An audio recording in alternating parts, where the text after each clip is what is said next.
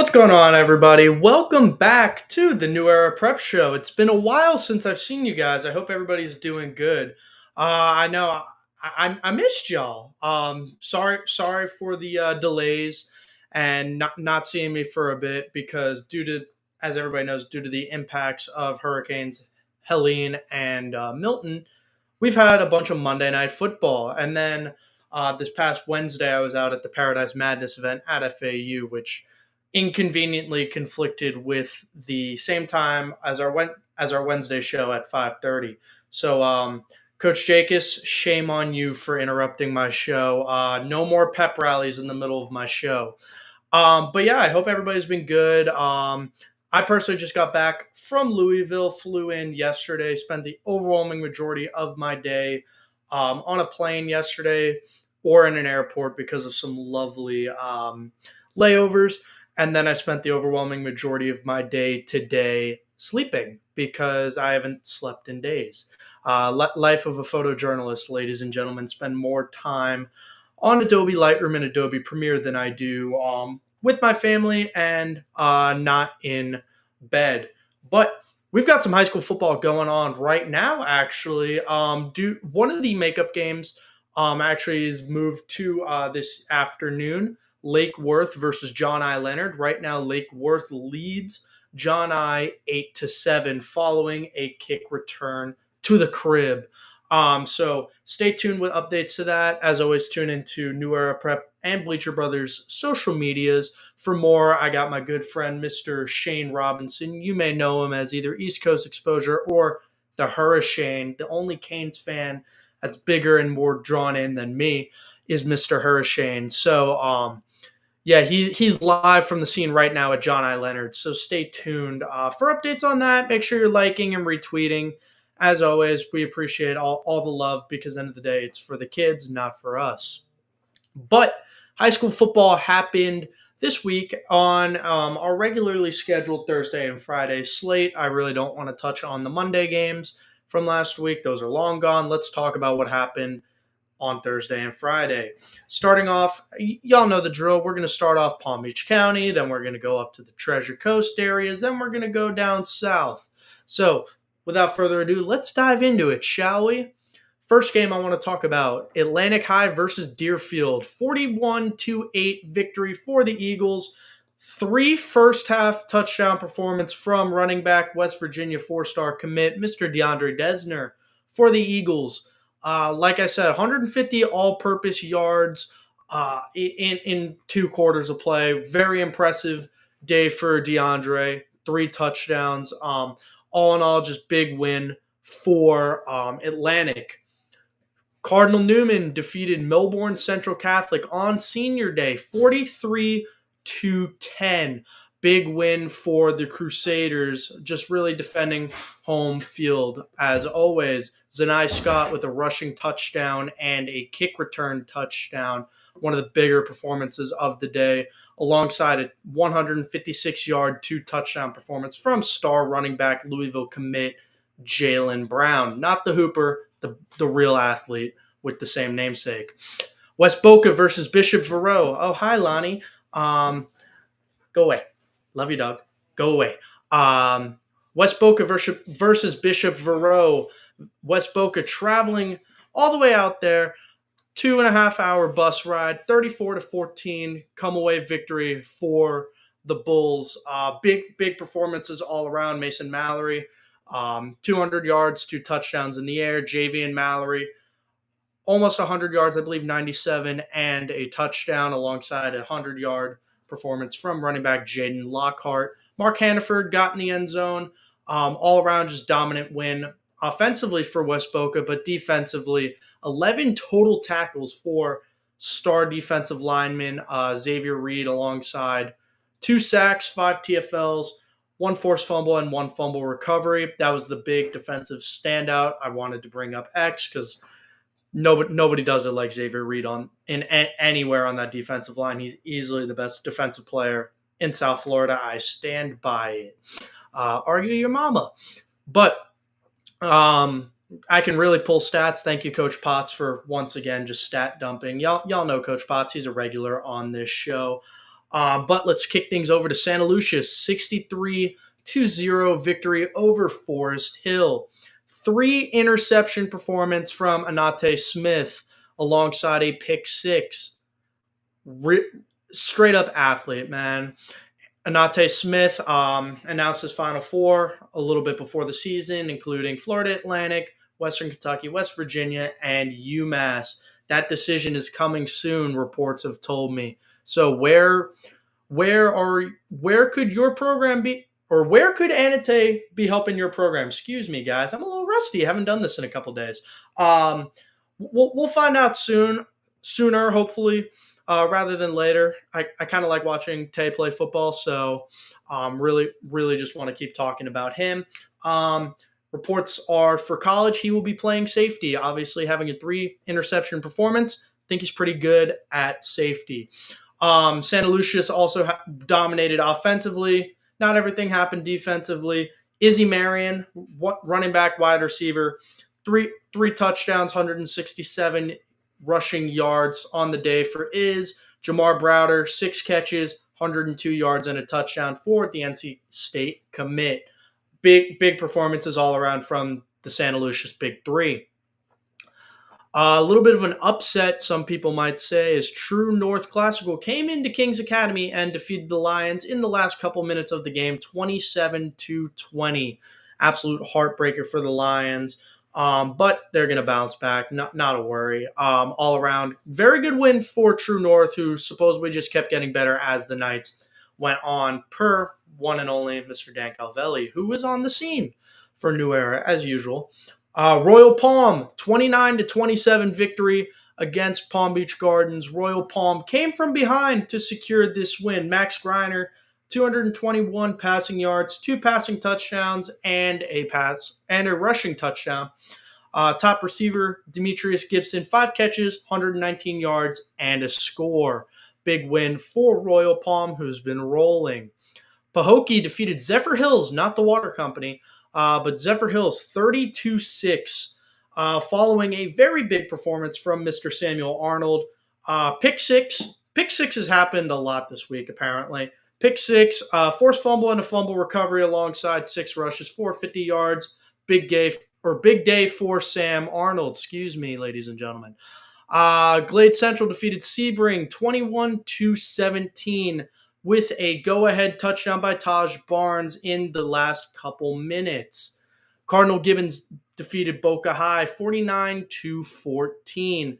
Big performances from Gibbons, including Jaden Torres, 263 yards, 4 total touchdowns, and Brian Williams, 3 catches, 98 yards, and 2 scores. Not bad when over half of your catches on the day were for scores. So big day for Brian Williams. Doral defeated Spanish River 47-28. Somerset Canyons defeated Moorhaven 34-8. Waden Charles, 5 catches, 80 yards, and a score. Darion Darby, 12 rushes, 100 yards, and a touchdown. And then defensively, let me find it. Big performance from Tay Brisky, corner. One pick six. Once again, everybody was having pick sixes. 1 pick six, 1 forced fumble, 1 fumble recovery, and then defensive lineman Wiz Sterling, 4 tackles, 3 TFLs, 2 QB hurries, and 2 sacks. Lakeland Christian defeated Heritage Del Rey 42-26. Excuse me. Calvary Christian defeated St. Andrews 32-21. Dwyer defeated Seminole Ridge 21-11. Fort Pierce Westwood defeated Inlet Grove 17-7. We're going to talk a little bit about Westwood and a certain baller who had himself a day a little bit later, so stay tuned to that. Wellington defeated Olympic Heights 51-0. Big performance from Wellington starting quarterback Jonathan Paul, 4 touchdowns, 152 yards in the first half. Tyree Pearson, 70 rushing yards and a score, 1 catch for 63 yards and a score. Pretty much starters were reportedly pulled at halftime. Big win for Wellington.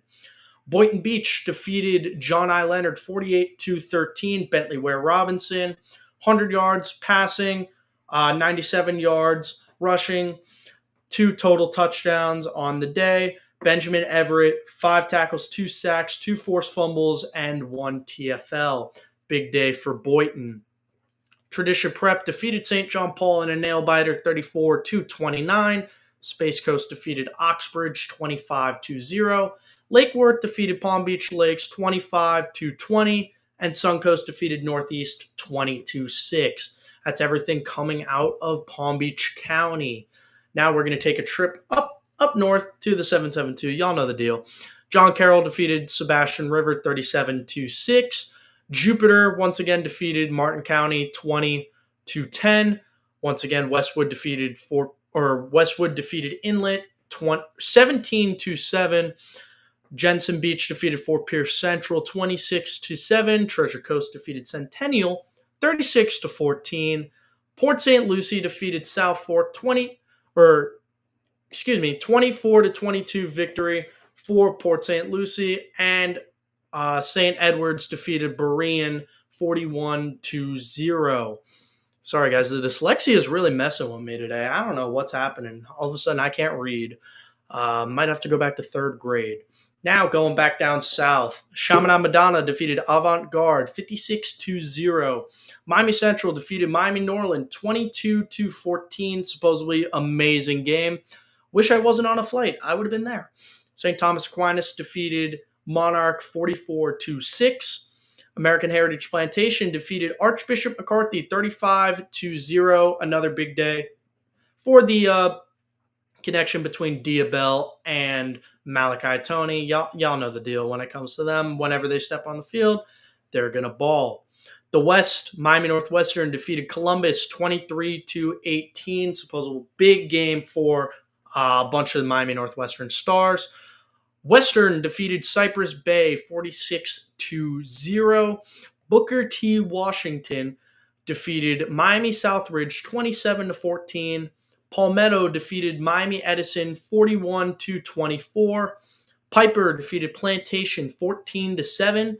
West Broward defeated Gulf Coast 63-19.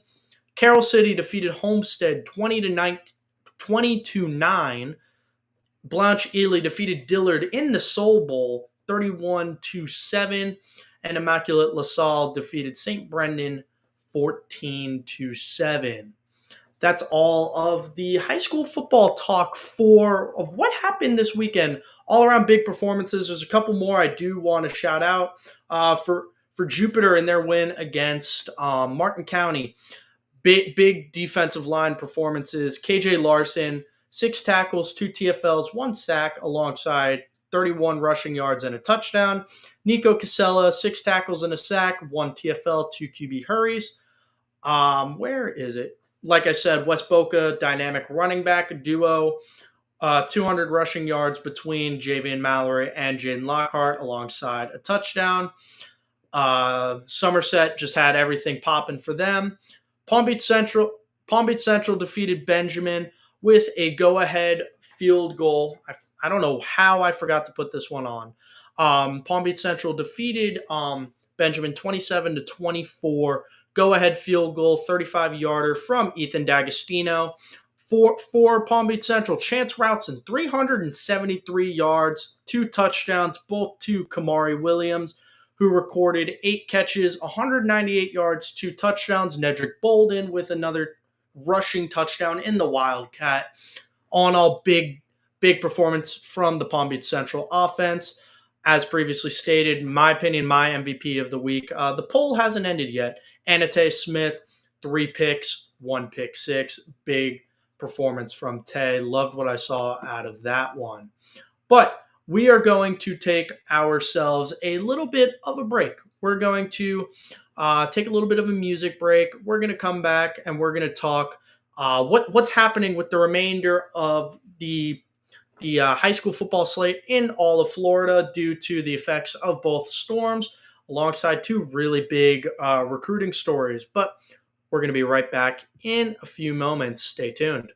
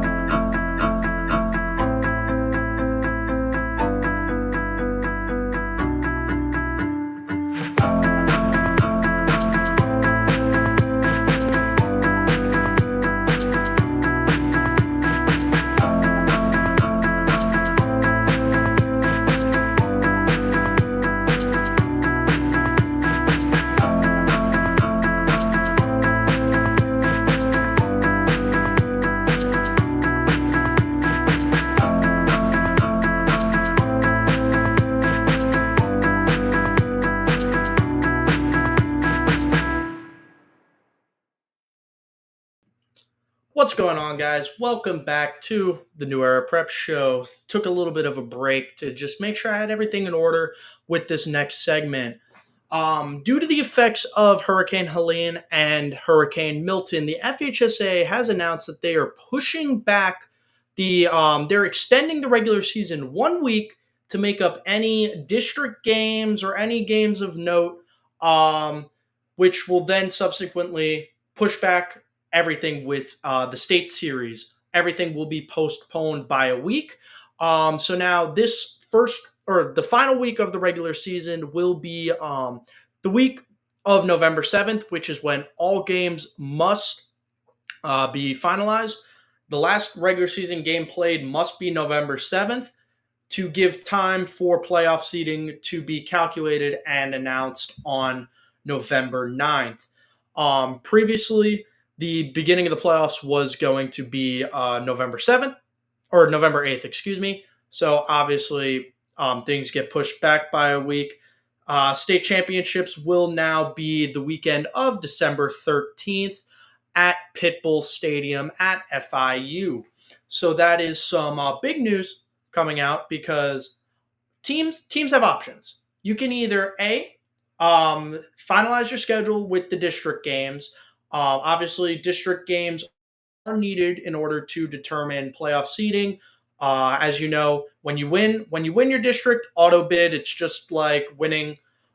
Like right now with the power conferences in college, by winning your conference, you have pretty much an auto bid to the 12-team playoff, unless you're a G5 conference, then the best G5 goes. Or in March Madness for basketball, you win your conference, ticket punched, congratulations, you're dancing. So that is the same thing with high school football. You win your district, you're going. Everything else is determined by how you see it. If you don't win your district, everything is determined by the Max Preps rankings. That is how state series works. So if you don't win, you're probably on the bubble unless you have a very good resume, and you will be sitting waiting on November 9th, biting your nails, hoping that your team clinches a playoff spot. Really takes me back to the days when me and Robbie were sitting at the AAC tournament just on the last day praying that FAU was going to make the tournament again this year. Lo and behold, on the first bracket announced, FAU was going to Brooklyn, and me and Robbie booked flights shortly thereafter. And then now the rest is history because we're not talking FAU ball on this podcast. Stay tuned for the Stella Report tomorrow night. Me and Robbie got a good one coming, and the Hurricane Watch, we got a good one coming on that. As far as Pitbull Stadium is also concerned, they are debuting those very beautiful white Vice jerseys tomorrow. So myself, Dan, and Alex will all be in attendance at Pitbull Stadium for tomorrow night's Vice matchup between FIU and Sam Houston State. Make sure you tune into that. We are going to overcover this game. We're really excited to show love to FIU. We want to show love to all the programs down here: FAU, Miami, UCF, USF, Kaiser, FIU, you name it, we're showing love. We have multiple South Florida alumni on the FIU squad, so we're obviously there to support, including Keon Jenkins and Luby Maurice, just to name a couple right off the dome. As far as college recruiting goes, we have some pretty big news coming out of our little area, our little circuit. First off, on Monday night, as I'm leaving one of the makeup games, Teddy Hoffman from Atlantic High, y'all know him, y'all love him. He was on the show a couple times. Regular the New Era Prep Show, Mr. Teddy Touchdowns flips from App State to Florida Atlantic University. Teddy becomes the 23rd commit in FAU's 2025 recruiting class, third highest graded prospect in the class per the 24/7 composite, and getting Teddy boosts FAU's recruiting class to the 68th ranked country. Once again, per the 24/7 composite. Thank you, Luke Cheney, for explaining to me how it works. I really appreciate you, dude. But big pickup for FAU. Everybody knows what Teddy's been able to do. Really just the ability to get open is Teddy's biggest asset. It doesn't even look like he runs routes. It just looks like he finds gaps in defenses, and Lincoln Graff just chucks that ball to him. over 500 yards, 9 touchdowns for Teddy in the first couple games of the season. Sat out the Deerfield game, was feeling a little bit of back pain. Had to carry the recruiting class, I guess, for a couple days, and just took the night off. However, once again, 3 touchdown performance from DeAndre Desner. They really didn't need Teddy to secure that win. So big pickup for FAU. What does Teddy bring to the Owls at the collegiate level? FAU has had a very struggling wide receiver core outside of Omari Hayes. Teddy, there is a very good chance Teddy comes in and makes an immediate impact as a true freshman. I have a lot of FAU viewers on this stream, as always. So I'm really just going to harp on what is Teddy bringing to the Owls. He's 6'1", runs a 4.5, surefire hands, and the best part is he goes up and makes catches. He's not afraid to jump for that ball. Teddy Hoffman can legitimately do it all. I think Teddy is going to once again make a big impact early on in his Owls career. I could easily see him having a 25-30 catch. True freshman, really break out into that true freshman star role the way that CJ Hurd has for the Owls defensively. FAU has been looking for that replacement for LeJontay Wester. There is no circumventing like that statement. FAU has not found their dominant alpha in the room. Omari Hayes has really stepped into that role. He's been dealing with a couple personal injuries over the past couple days. So once again, and also this is a very senior-led group. We have multiple grad transfers, multiple upperclassmen. So I could very easily see Teddy being a catalyst for immediate offensive explosion at FAU. Pair him with Jade Card and our very talented QB room, Cam Fancher, Ty Starks, Case and Wiseman. I'm very excited to see what Teddy's going to do. Also, more importantly, I'm very happy he's staying home. Boca native. So Teddy's family gets to be at every one of his games. Teddy's loved ones get to be at every one of his games. Biggest recruiting pitch I've been giving for FAU is being able to have your grandma go to your game, have your mom go to your game, and not have to fly all the way across the country in order to do so. So congratulations, Teddy, on making the right choice. We are extremely proud of you, and we're very happy to call you an Owl. Signing day is coming soon, so expect a bunch of commitments coming soon. One of those being for Pierce Westwood wide receiver Colton Foster, who just announced on Thursday evening he is decommitting from Coastal Carolina. 6'4", 3-star wide receiver, jump ball specialist, committed to Coastal on June 2nd. Supposedly loved it up at Coastal. Had a great time on his OV. Pretty much committed right after his OV. OV pictures went hard. So Coastal was getting a guy with Colton Foster. Colton Foster had 80 yards and a touchdown against Inlet Grove on Friday. Told you we'd be talking about Westwood again. That's where my segue was. But whoever's getting Colton Foster is getting a dog. I love watching Colton Foster play football. I think this is easily a kid who can play on Sundays. Foster holds numerous offers, the overwhelming majority of them being G5 programs, primarily Sunbelt or AAC programs, including obviously Coastal Carolina, FAU, James Madison, App State, Liberty, Tulane, Western Kentucky, and more. Wherever the G5 always has that one player, their true freshman that really balls out. I legitimately think that whatever program gets Colton Foster is getting that highlight reel guy out of him. I think Colton Foster has the abilities of truly being a wide receiver one alpha type and really dominating the G5 very early into his career as well. Supposedly, since decommitting from Coastal Carolina, James Madison has shown extreme amounts of love to Foster. So that is something to keep an eye on. Personally, on social media, I saw the James Madison fan base was flooding the comments on both his post, my post, the New Era post, saying that he should be a Duke. So can we see Colton Foster be a James Madison Duke in the very near future? Only time will tell. I personally love the idea. I think being able to James Madison is a program that's been on the rise over the past couple of years, as everybody knows. They get to the Division One FBS level, immediately dominate. Due to the move up rules, they don't make a bowl, and then this year they make a bowl, or this past year they make a bowl. James Madison is moving in the right direction. I think that they're a program that can very easily be competing for the G5 auto bid to the college football playoff. I want to keep talking about James Madison. I really like them. I think they have great facilities. They have a great coach. Once again, very good program that's on the rise that has consistently been putting guys in the league over the past couple years.